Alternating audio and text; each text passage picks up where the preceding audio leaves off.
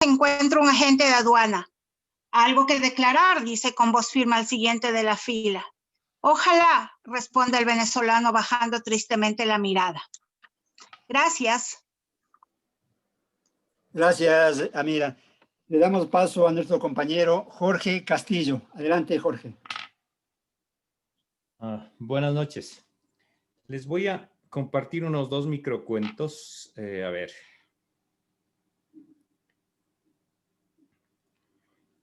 Dice, era una de esas noches donde el silencio penetra en la piel.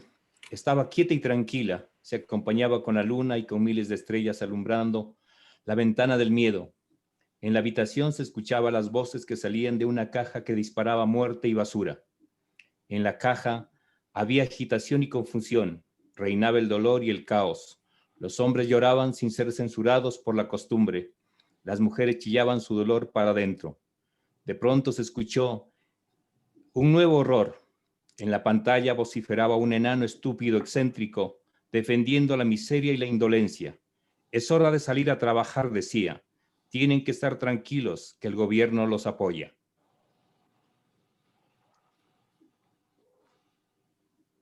Les voy a otro de los microcuentos. A ver.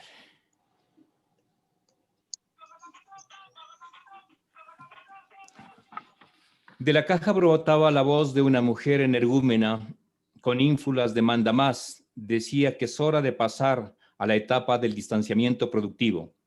La noche era fresca y el silencio se acumulaba mientras más avanzaba. Las horas de temor se acercaban. El 4 de mayo estaba próximo.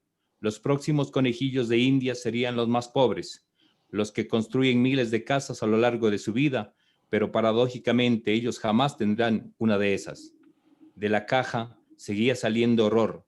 Decía que hay miles de muertos, que los pobres tienen la culpa, que son indisciplinados, que no saben quedarse en casa, que pronto se volverá la calma. En fin, la caja seguía vociferando.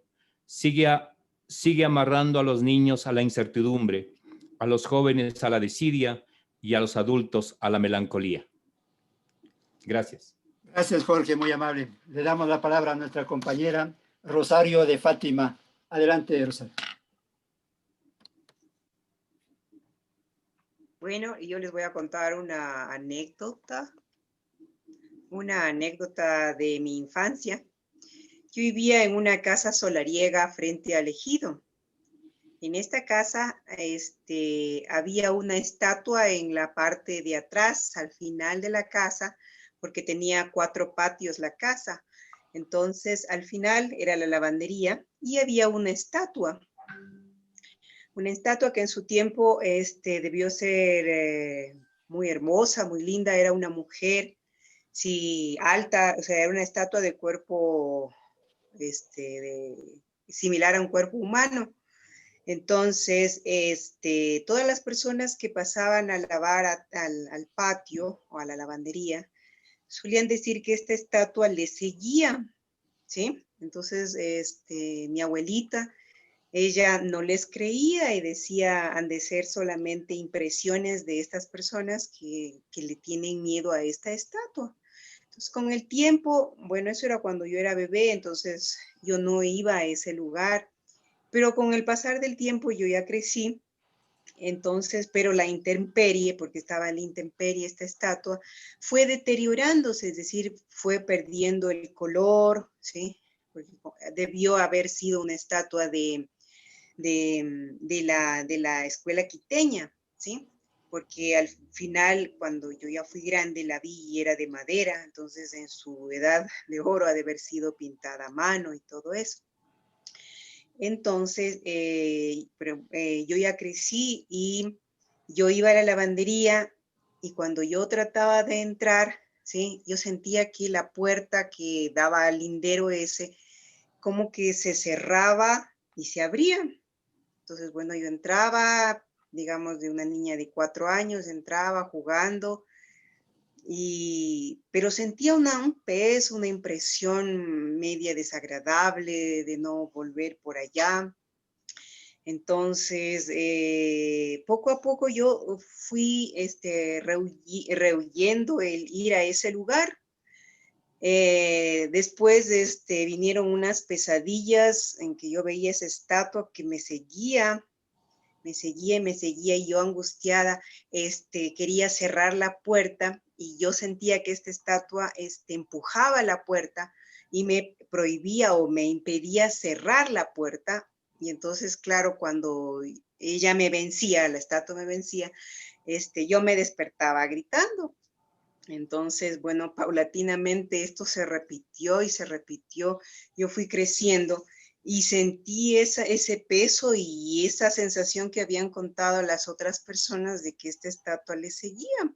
Entonces yo sentía que cuando iba a la lavandería, esta estatua me seguía y me jalaba de los cabellos. Entonces yo era asustada y no quería ir. Entonces siempre le mandaban a uno a dejar algo, a ver la ropa o a hacer alguna cosa, y yo tenía terror ir a la lavandería a recoger las cosas. Entonces yo lloraba y que no quiero irme a la lavandería y que vaya otra persona y que ahí hay una estatua y esa estatua me molesta, me sigue.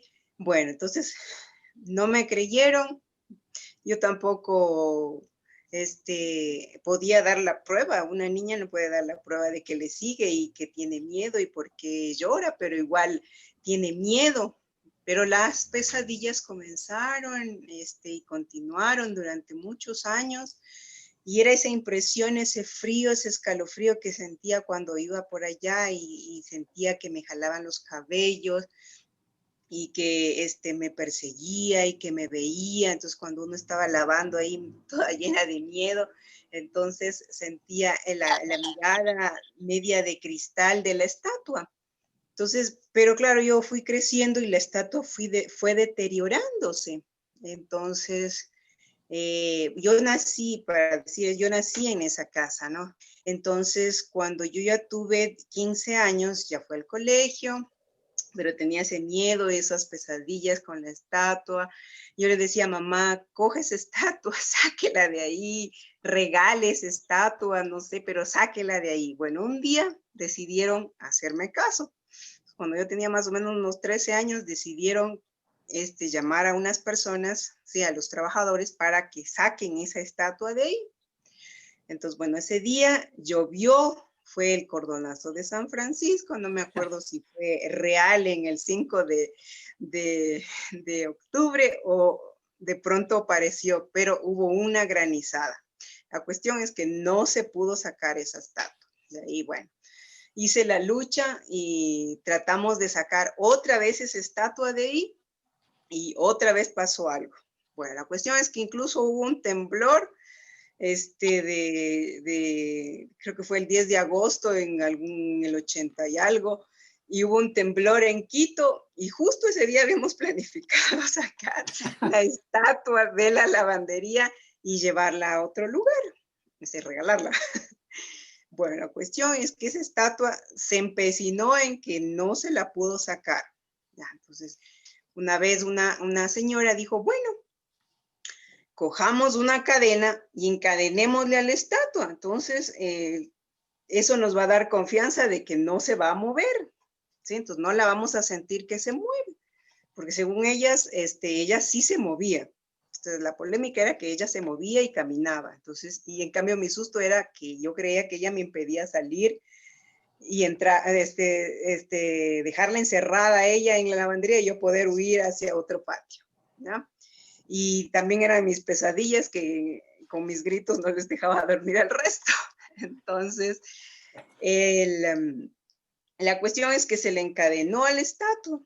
Bueno, ya tuve 15 años, esa pobre estatua perdió ya todo su lustro, quedó digamos, en un palo. Ya fui al colegio y aprendí arte y todo eso. Entonces dije, esta estatua debió ser algo artístico, ¿sí? Algo muy, muy reconocido. Entonces yo empecé a darle el giro diferente a la pobre estatua.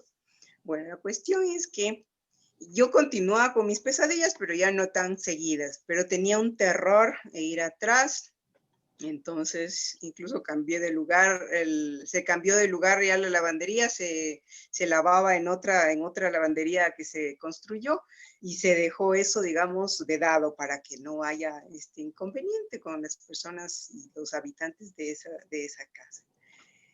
Bueno, la cuestión es que esa casa se vendió, vinieron otros dueños, nosotros nos trasladamos.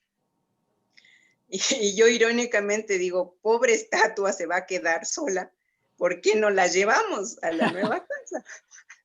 Porque ya le reconocí como una obra de arte, pero igual le tenía miedo. Entonces cuando yo salía o tenía que ir atrás, tenía que correr y cerrar la puerta rápida y poner la aldaba. Recordarán que antiguamente había la aldaba y el picaporte y tantas cosas que uno tenía que hacer para cerrar la puerta. Y el candado, siempre se trababa el candado y se caía. Y entonces era, uy, ya. Entonces dije, llevemos a la estatua. Bueno, entonces a mí me dijeron, no, que esa estatua que ha dado miedo, que no sé qué, ¿cómo vamos a llevar a la estatua? Además, mira que qué grande que es como una persona y es pesada. Entonces, además está deteriorada porque ya está cuarteada, ya no tiene nada de luz. O sea, ya no tenía la figura humana reconocible, sino que era ya un palo ya deshecho después de como 17 años de estar en la intemperie. Bueno, a la final yo ya tenía esporádicamente esas pesadillas aterradoras y ya en la nueva casa, volví a tener esas pesadillas, pero dije qué raro, ya estoy fuera del contorno maléfico de la estatua, entonces, ¿por qué me viene siguiendo todavía si ella ya se quedó allá en la otra casa que incluso siendo una casa histórica, porque era la casa de la sobrina nieta de Manuela Sáenz, la derrocaron, la botaron. Entonces, yo dije, qué raro. Y en una de esas noches, ¿sí? Yo volví a tener la pesadilla, pero esta vez yo conversé con la estatua. Sí, ya una niña de la universidad, ¿no? 18 años ya uno entra a la universidad. Entonces, yo conversé con la estatua y me le enfrenté a la estatua. Santo remedio. Nunca más volví a soñar hasta el día de hoy, que la recuerdo por azar y por contarles mi experiencia. Volví a soñar con la estatua. O sea, la estatua conversó conmigo así en su forma deteriorada, humana, y se marchó. ¿Sí? Entonces yo le vi en el sueño que ella se iba y que yo podía cerrar la puerta tranquilamente. Y me Ahora le libré vas de a la soñar, mi pesadilla. querida Rosario. Bien, Y me libré gracias. de la pesadilla Muy amable. de la estatua. Gracias. Le damos el paso a nuestro Ahora compañero le vas a Leonardo. soñar. Leonardo Buitrón, por favor. Bueno, yo también me voy a ir por el tema de la anécdota. En lo que se refiere a mi infancia y adolescencia, yo pasé gran parte en un colegio que se llama Ángel Polibio Chávez. Los colegios de Alangasí, del Tingo, se acostumbraban en llevarnos a dos lugares de paseo. El uno era el Ilaló y el otro era el Castillo del Ringo Loco. No sé si alguno conoce este lugar en donde hay una edificación de las ruinas de un castillo que tiene una serie de túneles y sirvió de refugio para la guerrilla M-19. Todavía conserva, en este caso, algunas orificios de bala o de enfrentamientos bélicos que tuvo ahí la guerrilla. Este lugar nosotros lo conocíamos por una leyenda, como Castillo Gringo Loco, por una leyenda de que un señor había, en este caso, tenido una familia ahí, había hecho una edificación en la cual se le había muerto la familia, alguna cosa, y por eso se tenía la idea de que cuando se pasaba por el pozo del lugar, gritaba a alguien de la familia y obviamente había todas las ruinas y habían túneles y todo el asunto, ¿no? Cuando yo fui por el paseo, obviamente por mi altura, de cada una de los túneles, cuando uno se pasaba tenía que ir primero, ¿cómo es? En este caso, primero caminando y después tenía que ir a hurtadillas, ¿no? Reptando para poder llegar a pasar. Y obviamente todos los túneles daban en el pozo, en el final. Bueno, el asunto es que nosotros, como lo digo, no éramos los únicos que íbamos, sino varios colegios de alrededor. Pero resulta que en los otros colegios ya no solo iban al paseo, sino que se conocía que se hacía misas negras en uno como altar que había cercano dentro de las mismas edificaciones.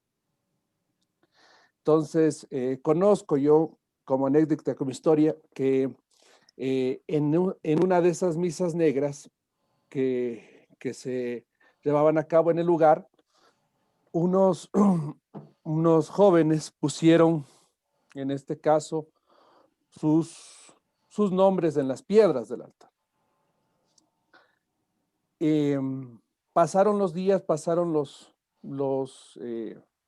en este caso, semanas de lo que pasó, y de repente comienzan a morir estas personas que tenían los nombres en cada una de las piedras. Cuando fueron 2 muertes, no fue casualidad, o pensaban que por lo menos era casualidad, no sabían mucho este asunto de que los jóvenes de los colegios Yaldalcross, del Colegio Integral, que eran colegios del Valle de los Chillos, se juntaban a hacer estas misas en este lugar, en el Castillo Gringo Loco. Entonces, cuando fueron las dos muertes, fue casualidad, pero cuando ya las muertes fueron 5, ya fueron a investigar qué es lo que realmente pasaba y por qué se estaban dando estas muertes una tras de otra, y tenía algo que ver este asunto de las misas negras y el de poner el nombre. En todo caso, a la edificación, a la parte de donde está el altar, cuando ya supieron, ya investigaron y dejaron de hacer esas misas negras y al lugar lo fueron a hacer una bendición para que no vuelva a estar. Pero todavía se sigue creyendo que si uno pone el nombre en esas piedras, en ese altar, le puede pasar algo inoportuno. ¿Sí? Esa sería un poco la anécdota. Gracias, Leonardo. Le damos paso a Galud Ballesteros. Adelante, Galud. El micrófono, Galud.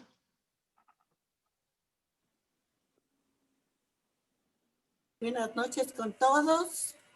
La iniciativa tuya es buena, contar anécdotas. Las anécdotas producen alegría. Así es, así es. Producen familiaridad, le conocen a uno, y cuando uno se cuenta una anécdota, se recuerdan, y estando solos o no sé, en la casa, se acuerdan y se ríen solos. Entonces, sí, así. Entonces, cuando yo voy de paseo, yo son gente desconocida, y el guía del paseo dice 40 personas, dice, a ver, ¿quién quiere contar una anécdota? Nadie quiere contar una anécdota. Entonces yo alzo la mano y yo digo, yo quiero contar una anécdota. Entonces me gusta contar las anécdotas, aunque parece que las anécdotas son chascos que a uno le sucede. Uno se cohíben de contar las anécdotas, se cohíben, no quieren, dice, yo no tengo ninguna anécdota, nunca me ha tocado hacer una ley, ni me ha pasado anécdotas. En cambio, a mí sí me gusta contar. ¿Por qué? Porque es lindo compartir una risa, sonrisa, una carcajada. A mí me hace muy bien eso. Así que de tantas anécdotas te escuchamos una, Galud, por favor. Ya. Entonces te voy a contar una. Les voy a contar una. Ojalá logre hacer reír. Hace unos 7 u 8 años, yo estaba en tratamiento de mis dientes, donde un dentista que había sido adicto a los mensajes del celular. Entonces, en cada cita que me tocaba, él me recibía, buenas tardes, estoy en mi asiento, ya le atiendo, y seguía con los mensajes con el celular. La enfermera le decía, doctor, ya está lista la señora para que le atienda. Ya, un ratito. Y yo le regreso a ver, señora, ya mismo le atiendo. Entonces, ya como quiera se decide atenderme y pone el celular en el bolsillo de adelante del delantal. Entonces empezó el tratamiento. Y cuando en una de esas siento que me vibra en mi cadera derecha. Me vibra y después silba, pues, ¿no? El pajarito así, entonces yo desesperada hago señas para que suspenda el trabajo. Entonces el doctor y la enfermera estaban asustadísimos, que qué es lo que me pasaba, porque no podía ni hablar así. Entonces dice, ¿qué pasa, señora? Me dice, ¿qué pasa? Deja de trabajar. ¿Qué pasa, señora? Le digo, doctor, su pajarito me está vibrando y todavía me silba.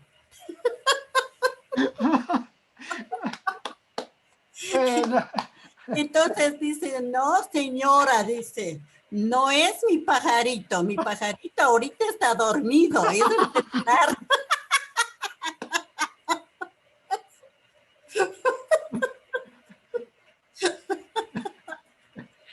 No sé si les habrá gustado. Sí, gracias, Galud, muy amable. Muy bueno. Vamos a tener otro momento también para poder compartir con varios anécdotas que tiene en Galud. Le damos paso a Jorge y Claudio, por favor. Adelante, Jorge. Buenas noches. Buenas Yo noches. tengo un cuento. Está calculado para 5 minutos. Espero no demorarme, pues el tiempo es valioso para todos. Se titula Sensaciones. Desde su niñez fue uno de esos chicos controvertidos. Le gustaba inmiscuirse en situaciones complejas, raras, que tenían que ver con la vida después de la muerte. Le gustaba mirar las necropsias que se realizaban al aire libre en su pueblo. No sentía miedo. Le gustaba escuchar cuentos de terror, leyendas de fantasmas. Se burlaba mucho del resto de mortales que eran sus pocas amistades. Su vida estaba enmarcada en una soledad que él fue construyendo por su forma de ver el mundo y su inclinación a las cosas místicas. Fue creciendo con muchas preguntas que debían ser contestadas por otras personas con esas curiosidades fantasmagóricas. De contextura era delgada, ojos claros, de noches profundas, de pelos lacios, labios finos, nariz normal y dueño de una mirada profunda. Caminaba por la ciudad acompañado de un perro llamado Lucifer. Sus padres se habían cansado de llevarle donde el psiquiatra. Estaban igual, extenuados de acudir a los hechiceros. Las noches se levantaba a recorrer el barrio con unas velas encendidas y llamando a los espíritus. Ya tenía 18 años cumplidos, estaba listo para ingresar a la universidad a estudiar medicina. Quería desafiar a la muerte, conocer qué existe detrás de ese telón, luego de la existencia de una persona. Quería conocer si en verdad el espíritu viajaba al infinito como ese vaho que muchas veces escuchó durante su niñez y adolescencia. En su dormitorio debajo de su cama desde ya tuvo un esqueleto con el cual jugaba y conversaba en las noches de luna llena. Cierta noche la osamenta le jugó una pasada anudando los cordones de zapatos que al final terminó cortando en 1000 pedazos. Esta situación le empujaba a meterse de lleno en ese campo espiritual, de lo cual por lo general se reía. Cada vez que se peinaba frente al espejo de su armario, se decía, hola futuro fantasma, ¿cómo has amanecido este día?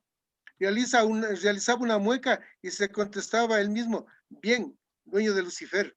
Una vez que ingresó a la Facultad de Medicina fue como si alcanzó a ingresar al mismo paraíso o tal vez al mismo infierno. Cuando conoció el anfiteatro de la facultad, muchos cadáveres estaban lanzados en unas planchas de acero inoxidable. Eran los conocidos como NN. Analizó el sitio, encontró una ventana rota al final del anfiteatro. Fue desde ese momento en que su mente se fue dibujando cómo ingresar a dicho lugar y jugar con los cadáveres. Cortar ciertos órganos que luego eran colocados en los bolsillos de los mandiles de sus compañeros. Desconocían de esas bromas macabras. Cuando los estudiantes se ponían sus batas y trataban de buscar entre los bolsillos alguna cosa, los gritos de terror fueron un detonante de risas en medio de algunos estudiantes que caían desmayados. Muchos trataban de conocer quién era la persona de las bromas macabras. Fue difícil detectar. Él se movía como pez en el agua. No demostraba miedo, arrepentimiento. Cada vez que miraba esas reacciones de sus compañeros, simplemente movía la cabeza y decía, este no sirve para médico. En clases de anatomía siempre consumía algún pedazo de carne embutido, al igual cuando ingresaban al anfiteatro. Poco a poco sus compañeros le fueron conociendo. Luego de recibir clases salía con su perro Lucifer a recorrer parte de la ciudad. El cuerpo del animal estaba lleno de pedazos de plastilina, como si fuesen verdaderos pedazos de carne llena de sangre, gusanos y sangre, que causaban náuseas al ver el cuerpo del perro, raquítico que era sostenido con una cadena delgada de metal. La gente sentía igual lástima de dicho animal. En muchas ocasiones tuvo que enfrentarse a los defensores de la fauna urbana que quisieron quitarle, asumiendo que cometió una terrible falta sobre la salud del animal. Y a voz en cuello gritaba, nadie me va a quitar a Lucifer. Lucifer es mío, nadie podrá quitarme. Hasta que cierto día murió atropellado Lucifer por un carro fantasma. Él lloró por la muerte del animal. Nadie comprendía su sufrimiento en ese campo de llorar por un perro. Solo alguna vez dio a conocer su forma de pensar sobre los animales en la tierra. Y solo dijo, son seres indefensos que carecen del habla. Por eso ellos no pecan. Son quienes en verdad tienen lo que la gente llama espíritu. Es algo parecido a esa energía. Mantienen escondida. Por eso ellos aman a quien les da de comer. Ellos mueven su cola cuando uno llega. Lucifer jamás se enojó conmigo mientras recorríamos las calles por la ciudad puesto las plastilinas y su cuerpo envuelto en una faja ancha que daba la apariencia de estar flaco. Cuando ya terminó su carrera cierta noche, pues se burlaba de los espíritus. Estuvo de turno en emergencias, fue llamado a acudir a la sala de partos. Debía pasar por un zaguán oscuro. Atendió el parto y tuvo que regresar por el mismo. Sintió un escalofrío como nunca, la presencia de una energía extraña sobre todo su cuerpo. La piel se puso de gallina, comenzó a sentir como nunca pánico. Fue arrastrado hasta la puerta de los quintos infiernos. Solo se le ocurrió llamar a Lucifer, un demonio horrible. Estuvo frente a sus ojos y le dijo, no creas que no te vengo vigilando. Si no cambias de actitud, irás allá. Le indicó un abismo donde las almas sufrían colgadas en esos precipicios al fondo de una llamarada. Entonces balbuceó, empezó a rezar. Ángel de mi guarda, dulce compañía, no me desampares ni de noche ni de día. Las imágenes dantescas se fueron desvaneciendo. Sintió que estaba con espuma en su boca. Trató de escupir mientras escuchó los ladridos de Lucifer. Muchísimas gracias. Gracias, Jorge, muy amable. Le damos la palabra a nuestra compañera Teresa Ramírez. Adelante, Teresita. Uruguay, dile.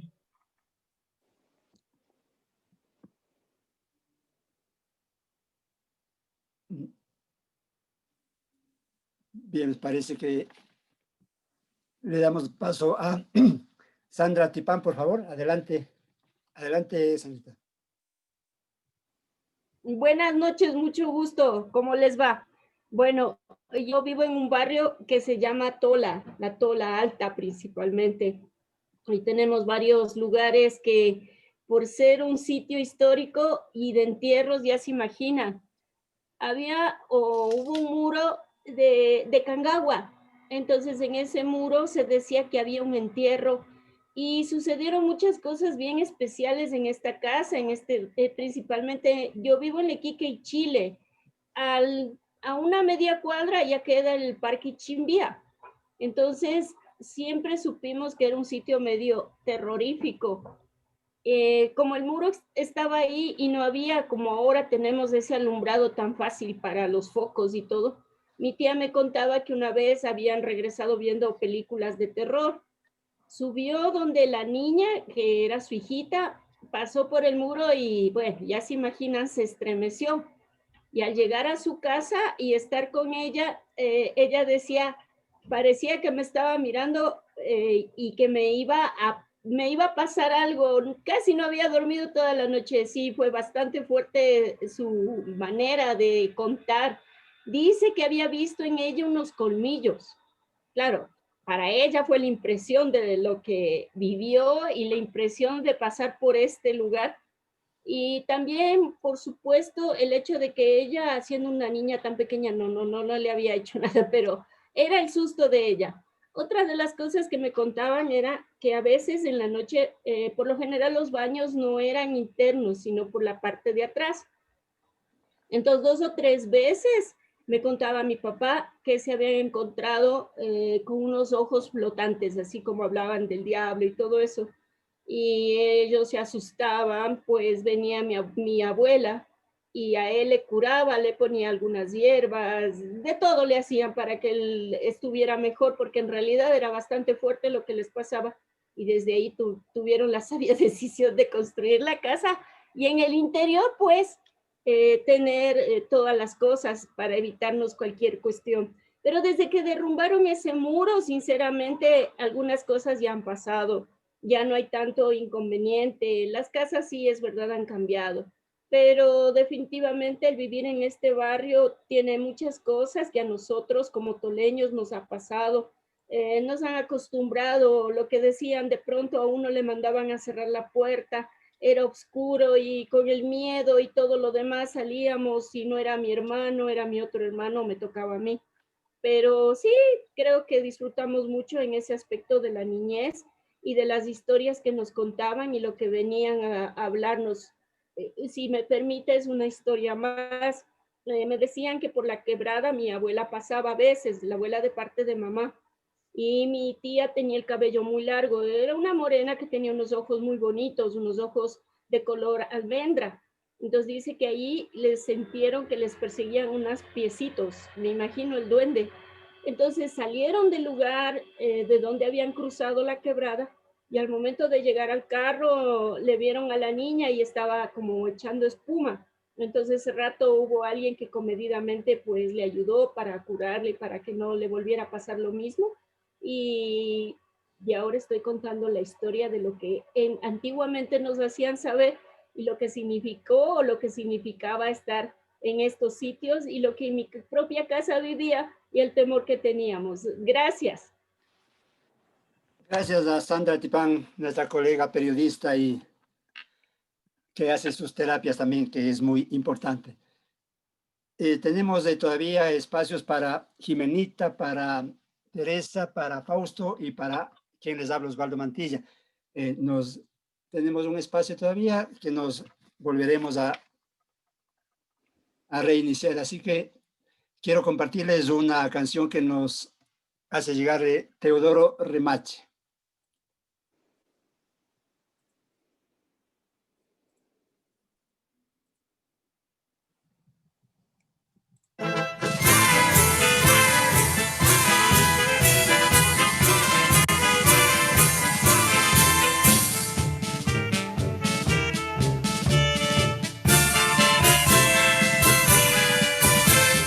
Esta mi ciudad, Riobamba querida, es mi bella flor, Chuquiraguandina. Sabe del amor, sabe de alegría, con ternura miel, es adulta y niña. Esta mi ciudad me abraza, me anima, siento mucho más cuando ella camina, con su propia luz, haciendo un poema, para unirnos más y amar esta tierra. Esta mi ciudad brilla en su destino, diablos y comparsas, desfiles, cariño, en su mestizaje, con viento y con frío, completa su fiesta, en pases del niño.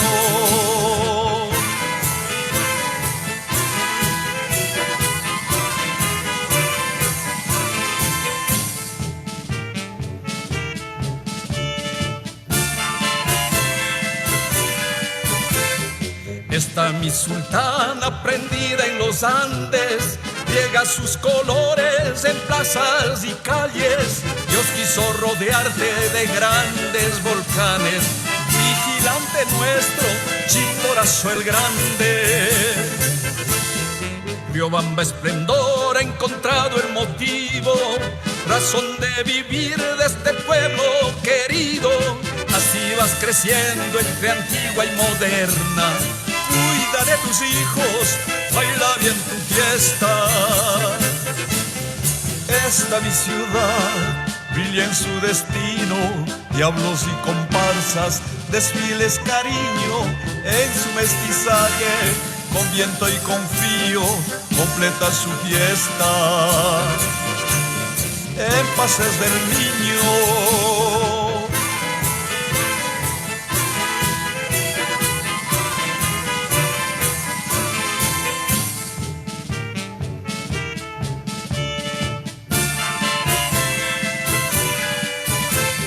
Esta es mi ciudad, Riobamba querida, es mi bella flor, Chuquira o Guandina. Sabe del amor, sabe de alegría, con ternura miel, es adulta y niña.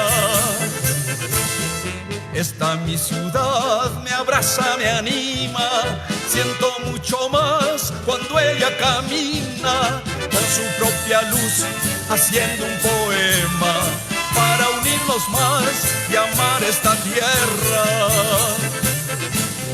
Esta es mi ciudad, brilla en su destino, diablos y comparsas, desfiles, cariño, en su mestizaje, con viento y con frío, completa su fiesta. En pases del niño.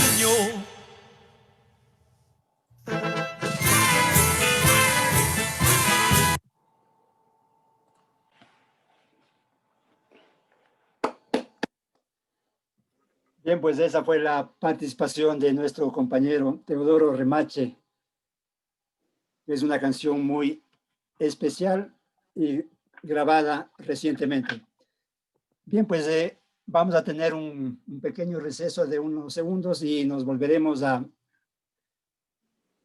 ingresar para completar este espacio tan especial de Noche de Escritores. Más adelante estaremos con Jimenita Pesantes, con Fausto Peña, Albita Oña, Teresa Ramírez y Osvaldo Mantilla. Así que les pedimos volverse a ingresar para completar esta Noche de Escritores.